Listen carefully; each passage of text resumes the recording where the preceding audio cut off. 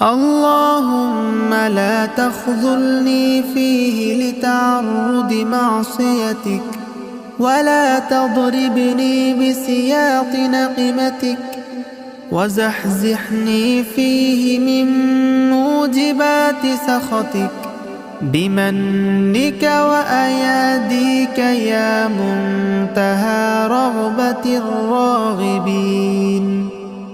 اللهم تخذلني فيه لتعرض معصيتك، ولا تضربني بسياط نقمتك، وزحزحني فيه من موجبات سخطك بمنك وأياديك يا منتهى رغبة الراغبين. اللهم